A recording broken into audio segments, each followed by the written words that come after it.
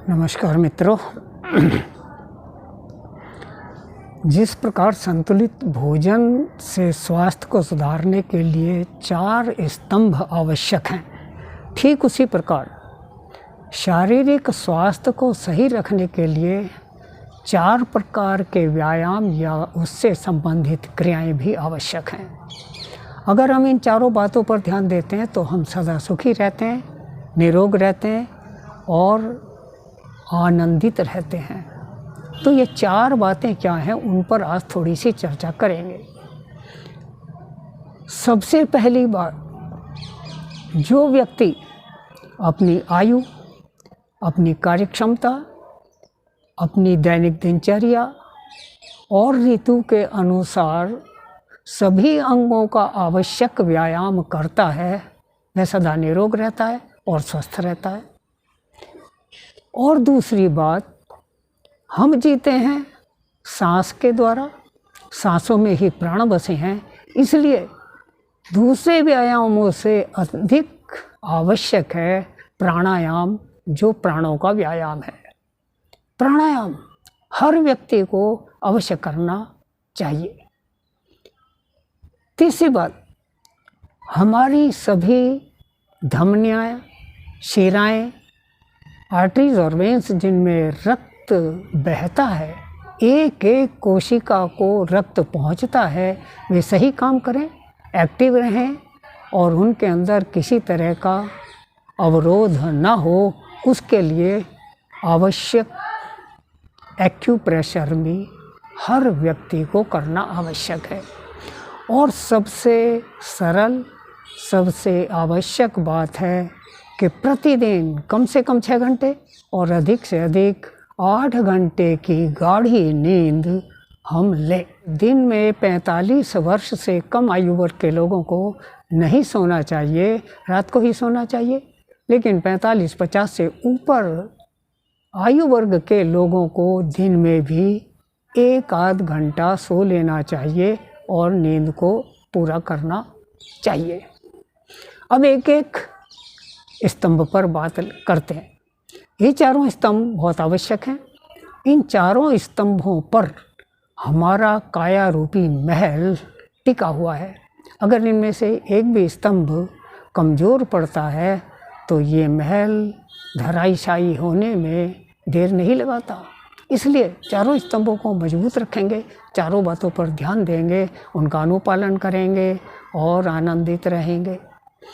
तो सबसे पहले सभी अंगों की एक्सरसाइज या शारीरिक व्यायाम। यहाँ यह कहना अतिशयोक्ति नहीं होगा कि सभी अंगों की बाह्य अंग और आंतरिक अंग, उनका व्यायाम की सर्वोत्तम एक्सरसाइज है स्विमिंग या तैराकी। तैराकी करने के समय हमारा पूरा शरीर खूब योगाभ्यास कर लेता है, अंग प्रत्यंग की एक्सरसाइज हो जाती है और हम स्वस्थ और चुस्त दुरुस्त रहते हैं। दूसरा, रोज लंबी रेस लगाएं, उससे भी आंतरिक और बाह्य सभी अंग चुस्त दुरुस्त रहते हैं, स्वस्थ रहते हैं और सभी अंगों की एक्सरसाइज हो जाती है। लेकिन कुछ लोग तैराकी नहीं करना जानते, नहीं करना चाहते, या उनके पास तैराकी करने के लिए उपयुक्त साधन उपलब्ध नहीं है। कुछ लोग डेली दौड़ भी नहीं सकते, उनका शरीर उसकी अनुमति नहीं देता, या पास में कोई ऐसा मैदान या सड़क खुली नहीं है, किसी भी वजह से नहीं दौड़ सकते। तो तीसरी बात है कि सभी अंगों का व्यायाम करने के लिए कुछ चुनिंदा एक्सरसाइज अपनाएं ताकि हर अंग की एक्सरसाइज हो जाए। उसके लिए सर्वश्रेष्ठ है स्पाइन की 7 एक्सरसाइज, मेरुदंड के 7 व्यायाम, जिसके लिए हमने पहले भी एक एपिसोड बना रखा है, वो आप देख करके उसमें कर सकते हैं। सुबह उठते ही उन 7 एक्सरसाइज को अगर आप करते हैं तो कभी भी कमर में कोई प्रॉब्लम नहीं आती, कॉन्स्टिपेशन कभी नहीं होता, बच्चों का हाइट अच्छी तरह बढ़ती है और आदमी का व्यक्तित्व, पर्सनैलिटी भी निखरती है और हर अंग की एक्सरसाइज इन 7 एक्सरसाइज में निहित है, उसको करके भी आप लाभ ले सकते हैं। अब दूसरी बात पर आते हैं, प्राणायाम। 1 मिनट अनुलोम विलोम प्राणायाम करने से हम कई बार कहते हैं कि आदमी 1 घंटा स्वस्थ रहता है।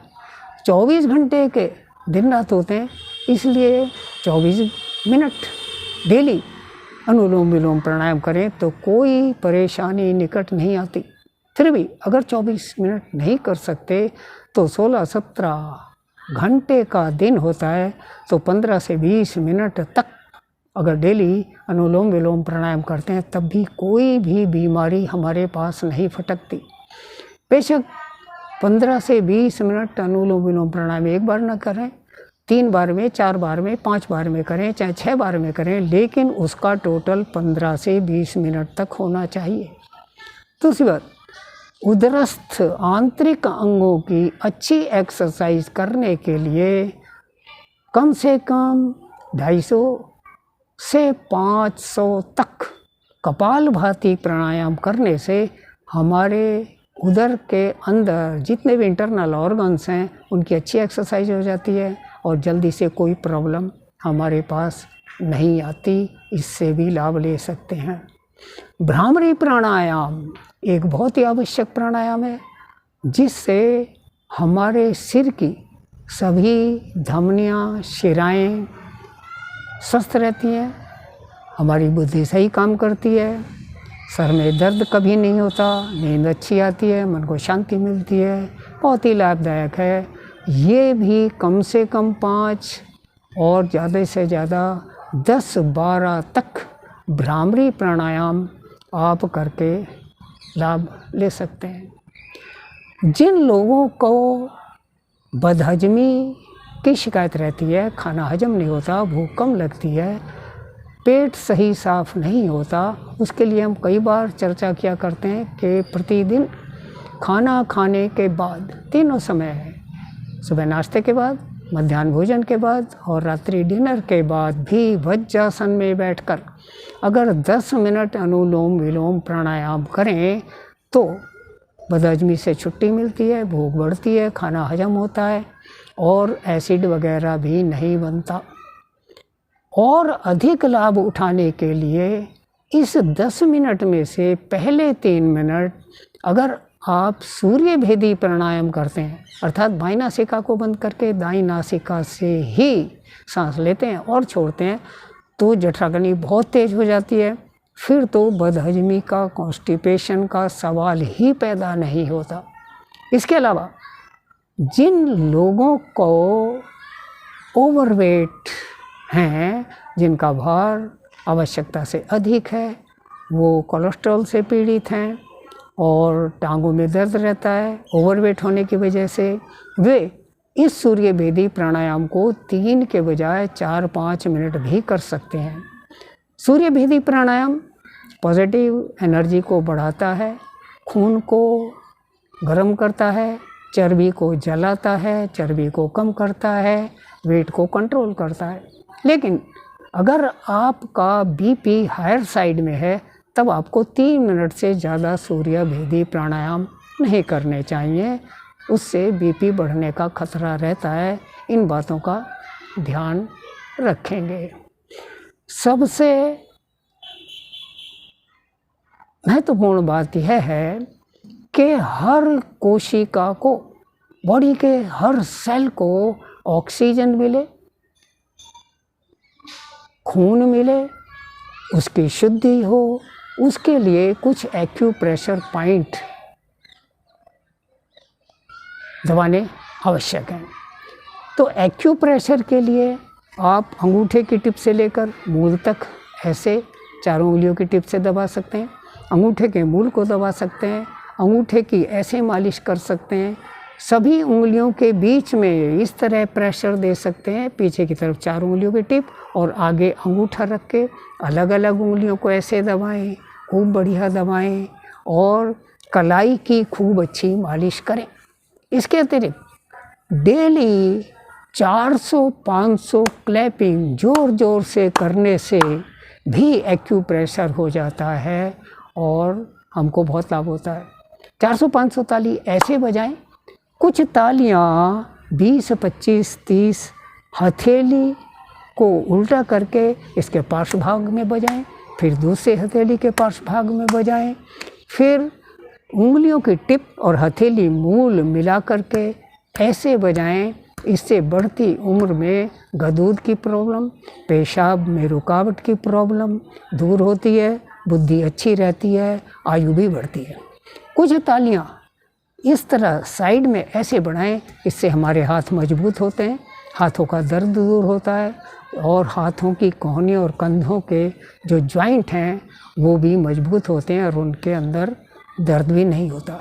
कुछ तालियां मुट्ठी भींच करके इस तरह से बजाएं और 20-25 बार क्लैपिंग, बाएं हाथ उठा करके यहाँ पर, फिर दूसरा हाथ उठाकर यहाँ पर, फिर हाथ के मध्य में इधर, फिर इधर, फिर हाथ के ऊपर, ऊपर से नीचे 10 से 20 बार, इसी प्रकार दूसरे हाथ पर, फिर कुछ कंधों के ऊपर, कुछ हिप्स पर, कुछ जंघाओं के ऊपर, कुछ पैरों के तलुओं में, इस प्रकार कुछ पैरों के ऊपर ऐसे, और कुछ पिंडलियों पर भी क्लैपिंग करके हम स्वस्थ रहते हैं। एक्यूप्रेशर हो जाता है, खून का दौरा सही रहता है, रात को नींद अच्छी आती है, शरीर चुस्त रहता है और आदमी के अंदर एक मोटिवेशन क्रिएट होता है कि मैं हर प्रकार की करता हूँ, मुझे कोई प्रॉब्लम निकट भविष्य में नहीं घेरेगी। ये एक बहुत बड़ी चीज़ है। जो आदमी इन एक्सरसाइजेस पर ध्यान देता है, इनको करता है, अंदर से ही एक आवाज़ आती है कि मुझे जल्दी से कोई प्रॉब्लम नहीं होने वाली। ये मनोबल, ये विल पावर हमारा बहुत बड़ा सहायक है और हमको हर मोड़ पर सहायता देता है, आरोग्यता बढ़ाता है, इम्यूनिटी बढ़ाता है और किसी भी प्रकार की प्रॉब्लम को आने से बचाता है। हम प्रतिदिन जब योगाभ्यास करते हैं तो वहाँ पर शिशुआसन करते हैं, शवासन करते हैं, अर्थात शरीर को पूर्ण विश्राम देने की एक्सरसाइज करते हैं। रात को भी योग निद्रा लें, गहरी नींद लें, उसके लिए भी आवश्यक है कि सोने से पहले 10 मिनट फिर वज्रासन में बैठ करके अपने पूरे दिन के कार्यकलापों का रिव्यू करें, दृष्टिपात करें कि मैंने आज क्या क्या अच्छा किया, क्या क्या बुरा किया, जो गलत किया उसको कल रिपीट ना करूं, जो अच्छा किया उसको बार बार रिपीट करूं और उसके बाद सांसों को देखते देखते सो जाए। 2 मिनट में नींद आ जाती है। फिर भी अगर नींद आने में देर लगती है तो 10-12 बार सीधे लेट करके गहरी सांस लें और उनको उल्टा गिनें, 100, 99, 98, 97, 96, इस प्रकार। उसके डबल बाईं करवट को सोएं और उतना ही दाईं करवट को सोएं और फिर बाईं करवट को सो करके 100 से उल्टी गिनती गिनते गिनते सो जाएं। आप 100 से 0 तक नहीं आएंगे, आपको नींद आ जाएगी। सपने कम दिखेंगे, नींद गाढ़ी आएगी, सुबह आप चुस्त उठेंगे। अगर खाना 2 घंटा पहले हम कुछ भी खाना पीना बंद कर देते हैं तो प्रायः रात को लघु शंका के लिए नहीं उठना पड़ता, नींद अच्छी आती है।